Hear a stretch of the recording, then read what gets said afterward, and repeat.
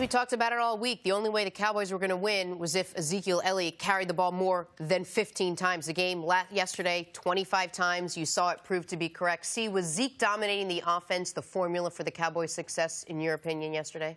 Any offensive coach is trying to get the ball in his best player's hands as much as possible. When you are challenged as far as wide receivers, tight ends, explosive players, what else would you do? I don't know why it took them 4 weeks to get to this. This is the way they should play.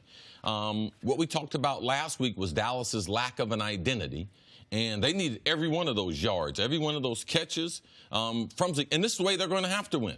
If he gets worn out as the season goes on, that's okay, because if they don't, they're just going to be a 500 team. If they're going to make it to the playoffs, it's because their best player gets the most touches on that offense. That's the way they should start off every game. They should force defenses to take Zeke out of the game. Make them, as they put a linebacker on, I don't think you can grow his receiving like you did as much. Don't look for them to throw down the field 38 yards every game. No, but in this game, put him in the slot, you get one-on-one, you take advantage of it. But you can see even Zeke was a little surprised. He said they ran this a couple times in practice. So for me, this wasn't necessarily a game plan thing. It was something that the coverage dictated, and Dak took advantage of it with them having man-to-man across the board. Special players make special plays, and Zeke should have been surprised. In his NFL career, that's the first time he's ever been targeted more than 10 yards downfield. So whatever passes they've thrown to him, none of them have ever been more than 10 yards downfield until this play, and, man, he made it count. I mean, this was basically this and the field goal, the biggest plays of the game. Maher has to go make that field goal, but this is exactly what we talked about. Jenna, you're right, because it wasn't just that hammering Zeke was effective. All of a sudden, they can take a few deep shots offensively outside of that play. They went into this football game with one pass play on the year greater than 20 yards. Yesterday, they had 4 greater than 30 yards. Like, it wasn't, there was a screen to Zeke, there was that play to Zeke, but Jeff Swaim had one, Michael Gallup had one, and if Dak's going to be effective, it's not going to be the 72% Drew Brees completions. It's going to have to be with some shots downfield. This is exactly what Dallas has to do. Now, a critic would say, you had Zeke's career best game, and it took a field goal at the gun to win. I get that. But they had to win. Philly couldn't win. Their division is, all of a sudden, they look at it, they say, okay, we're a game behind Washington or a half game behind Washington in our division. We'll deal with that.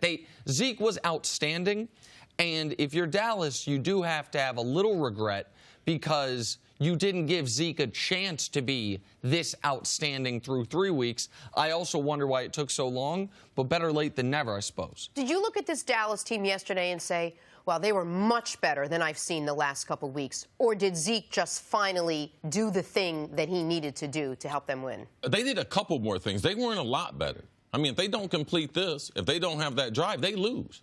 So I'm not going to change the whole narrative because they came up with the key drive. If you look at yesterday's action, it's about coming up with the key drive. A lot of these games are going to be very, very close. Do I expect Dallas to give up 23, 24 points every game? I expect their defense to be better. Now, they're not turning the ball over, and Dak, even when he had free runners in the backfield, making good decisions, but they have to build on this. They have to have Zeke involved in the passing game, and they have to have a concentrated effort to get the ball down the field the way they did in this game. Because even with the 2 plays over 30 yards before Zeke makes his play, they would have lost this game. Yes. So you would have been like, oh, they made twice as many as they have been making, but they still lost the game. I don't like the fact with 180 yards rushing that this was still a close game. You would think 2016, if Dallas had 180 yards rushing, they're going to blow you out, beat you by at least 17, 20 points. No, this team is not as talented. So even when they dominate with the running game, which they have to week after week, this was still a game that could have been won by either team at the end. And this is, we talk about this all the time between college and pro. Almost all these games are going to come down to a drive. And the Cowboys made the plays. There's a reason that a 7-point line in an NFL game is considered a huge line. These games are supposed to be 3- and 4-point games. But if you just looked at the box score and you say, all right, so Dallas had 10 first downs rushing the football. Forget any first downs passing. They only committed 2 penalties. Dak took care of the football. Wait, they needed a field goal at the gun to win? That speaks to, A, this was the worst game I'd seen their defense play. I think their defense will be better. They allowed Stafford to basically have free reign during the game. And B, once again, their wide receivers were MIA. You go down you say, oh, Dak had 255 yards. Well, Zeke had 88 of them. A tight end had 39. Another, so you can go down and see it's still, they're having to manufacture their passing attack. But Zeke now, he went into the game leading the league in rushing. He now is on pace for about 1,700 yards rushing. That is what they are going to have in order to be competitive, until they get more of a consistent effort in the passing game.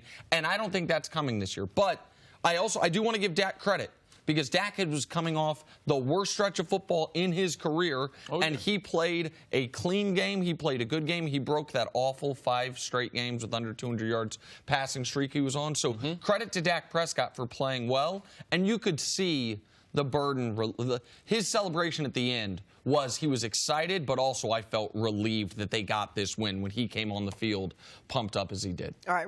Thanks for watching. Subscribe here to get the latest from the show. Also, be sure to check out more of the best clips from First Things First, or go watch a few segments from our other shows on FS1.